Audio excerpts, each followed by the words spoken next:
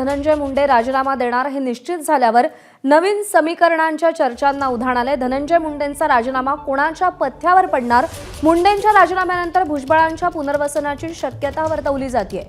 त्यासोबतच प्रकाश सोळंके, अनिल पाटील आणि संजय बनसोडे यांना देखील मंत्रिपदाचे वेध लागलेले आहेत। अन्न व नागरी पुरवठा खातं धनंजय मुंडे यांच्याकडे आहे। निलेश बुधावले आपल्याला अधिक अपडेट देतील।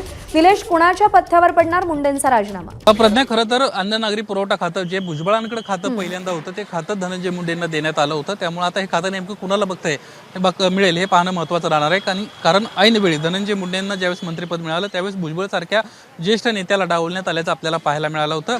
धनंजय मुंडेंच्या जागी बीडमधून म्हणजे मराठवाड्यातून आणखीन एक महत्त्वाचा नेता जो आहे तो मंत्रिपदासाठी प्रयत्न करताना पाहायला मिळत होता। प्रकाश दादा सोळंके यांना सातत्यानं अजित पवारांकडे जाऊन आपल्याला मंत्रिपद मिळालं पाहिजे, कारण ते पूर्वीचे माजी मंत्री आहेत, त्यामुळे आता कॅबिनेट मंत्रिपद दिलं गेलं पाहिजे अशा पद्धतीची सातत्यानं भूमिका ठेवली होती। त्यामुळे प्रकाशदादा सोळंके, छगन भुजबळ की ज्यांचं मागच्या सरकारमध्ये पदावर असताना या सरकारमध्ये मात्र ज्यांची मंत्रिपदं कापली ते अनिल पाटील आणि संजय बनसोडे यातील कोणाला संधी मिळणार हे पाहणं महत्त्वाचं राहणार आहे।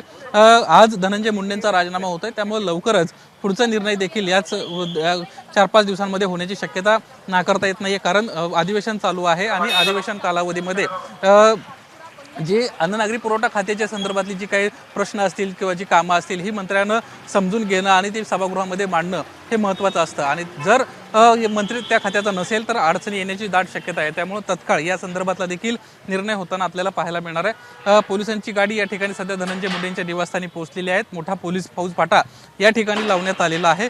काही क्षणांमध्येच धनंजय मुंडे किंवा त्यांचा एखादा संबंधित व्यक्ती जो आहे तो हा मुख्यमंत्र्यांकडे आपला राजीनामा सुपूर्द करण्यासाठी जाण्याची शक्यता आहे आणि त्यामुळेच हा बंदोबस्त या ठिकाणी लावण्यात आल्याचं पाहायला मिळत आहे।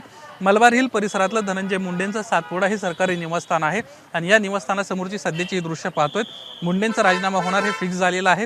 राष्ट्रवादी काँग्रेस पक्षाची जी रात्री उशिरा बैठक पार पडली त्या बैठकीमध्ये स्वतः मुख्यमंत्री देवेंद्र फडणवीस आले होते आणि त्यांच्यासमोरच धनंजय मुंडेंचा राजीनामा आम्ही घेतोय अशा पद्धतीचं अजितदादांच्या वतीनं सांगण्यात आलं होतं। स्वतः धनंजय मुंडे देखील त्या बैठकीला उपस्थित असल्याचं आपल्याला पाहायला मिळालं होतं आणि त्यानंतरच आता ह्या पुढच्या चर्चा सुरू झाल्याचं आपल्याला पाहायला मिळतंय की धनंजय मुंडेंचा राजीनामा हा आता कोणाच्या पत्त्यावर पडतोय हे पाहणं आपल्याला महत्त्वाचं राहणार आहे। काही क्षणांमध्ये या संदर्भातला देखील निर्णय होताना आपल्याला पाहायला मिळेल। सुरुवातीला धनंजय मुंडेंचा राजीनामा हा होताना आपल्याला पाहायला मिळेल, त्यानंतर धनंजय मुंडेंवर काही कारवाई होतीये का हे पाहणं देखील महत्त्वाचं राहणार आहे। कारण धनंजय मुंडेंचे जवळचे सहकारी म्हणजेच वाल्मिक अण्णा कराड हे आता मुख्य आरोपी त्या प्रकरणातले आहेत आणि त्यामुळेच आता पुढच्या घडामोडी पाहणं महत्त्वाचं राहणार आहे। एकीकडे मंत्रिपद जाते, नव्या कोण मंत्र्याला संधी दिली जाते, तर दुसरीकडे बरोबर आहे, मंत्रिपद हातचं गेल्यानंतर आता दुसऱ्या कोणाची वर्णी त्या मंत्रिपदावर लागणार याची उत्सुकता आहे। आणि निलेश, यात सगळ्या संदर्भातले अपडेट जाणून घेत राहू।